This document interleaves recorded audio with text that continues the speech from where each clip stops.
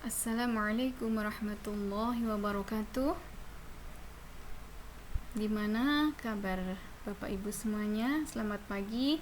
Mudah-mudahan Bapak Ibu semua diberi kesehatan serta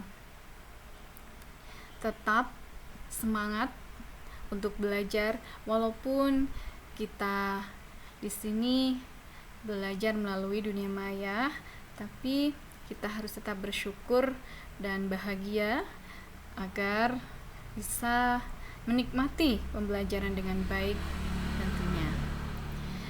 Ya, marilah hari ini saya akan membahas mengenai ilmu hadis tentang materi sejarah dan ruang lingkup ilmu hadis. Yang pertama, kita akan membahas definisi hadis. Ulumul hadis atau ilmu hadis merupakan cabang ilmu yang perlu diketahui bersama oleh umat Islam khususnya. Sebagaimana telah kita ketahui, hadis ialah segala perkataan atau sabda, perbuatan, ketetapan, dan persetujuan dari Nabi Muhammad SAW yang dijadikan ketetapan ataupun hukum dalam agama Islam. Saya akan menjelaskan yang singkat-singkat saja ya Bapak Ibu, saya kira semuanya sudah pada tahu. Yang kedua ada fase histori sejarah dan penulisan hadis. Itu yang pertama pada masa Rasulullah SAW, yang kedua pada masa sahabat, yang ketiga pada masa tabi'in, yang keempat pada masa abad ketiga Hijriah. Kemudian pengertian ilmu hadis itu ada dua, yaitu pengertian ilmu hadis riwayah adalah ilmu yang membahas ucapan, perbuatan, takrir, dan sifat-sifat Nabi SAW serta periwayatannya, pencatatannya, dan penilaian lafal-lafalnya. Yang kedua, ada pengertian ilmu hadis dirayah adalah pengetahuan mengenai hakikat, periwayatan, syarat-syarat macam-macam hukum-hukumnya, dan mengenai keadaan para periwayah hadis dan syarat-syaratnya, juga mengenai macam-macam hadis yang diriwayatkan, mengenai segala yang berkaitan dengannya. Lalu, siapa para tokoh dan hasil kajiannya? Nah, di sini ada yang dari kota Madinah, yaitu beliau Muhammad ibnu Syihab al-Zuhri. Yang kedua ada Ibnu Ishaq. Yang ketiga ada Malik bin Anas. Yang dari kota Makkah ada Ibnu Juraij. Yang dari Basrah ada Hamad ibnu Salamah.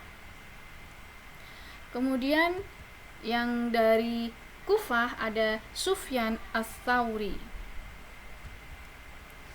Lalu muhaddis besar pada abad ketiga Hijriah itu seperti yang kita ketahui, ada Imam Bukhari, ada Imam Muslim, ada Imam Abu Dawud, kemudian Imam Tirmidzi, Imam Nasai, dan Imam Ibnu Majah. Kemudian karya tulis kitab-kitab hadis. 1. Ada Muwatta karya Imam Malik. Yang kedua ada Musannaf karya Abdul Razak. Yang ketiga Musnad karya Ahmad. Yang terakhir Kutubus Sittah. Nah, sejarah hadis prakodifikasi ada beberapa tahapannya. Yang pertama, hadis pada masa Nabi Muhammad SAW. Yang kedua, perkembangan hadis pada masa Khulafaur Rasyidin. Yang ketiga, perkembangan pada masa sahabat kecil dan tabi'in. Kemudian ada 4 unsur dalam periwayatan hadis. Yang pertama adalah sanad.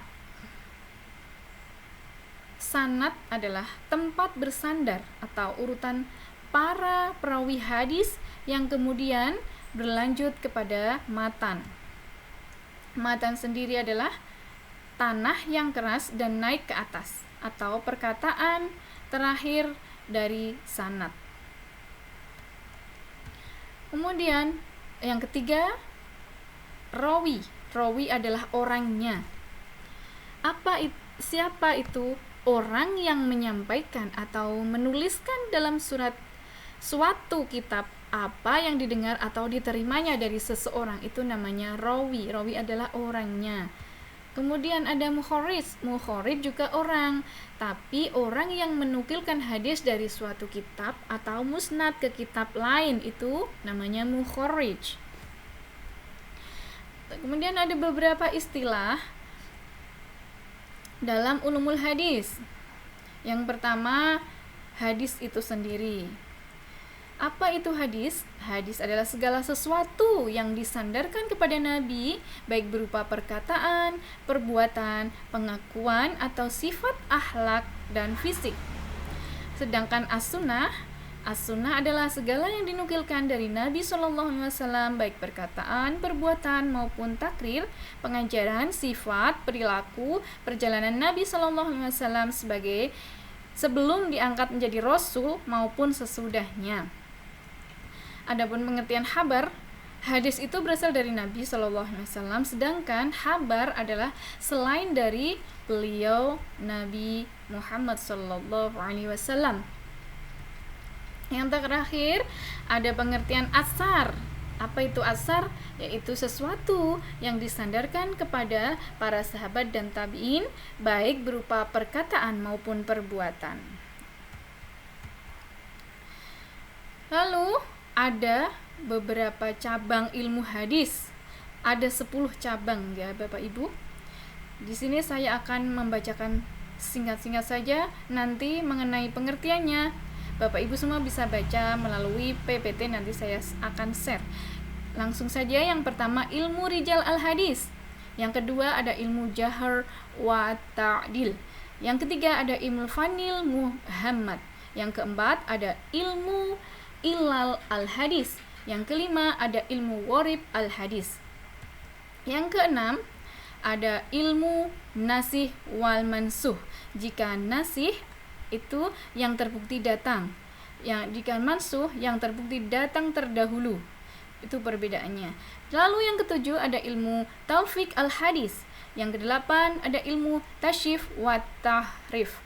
Yang kesembilan ada ilmu ashab al-wurud al-hadis. Yang ke-10 yang terakhir ada ilmu mustalal ahli hadis. Saya kira cukup sekian penjelasan dari saya. Apabila ada kekurangan, saya mohon maaf yang sebesar-besarnya. Akhirul kalam, Allahumma fiq ila aqwamit thoriq. Wassalamualaikum warahmatullahi wabarakatuh.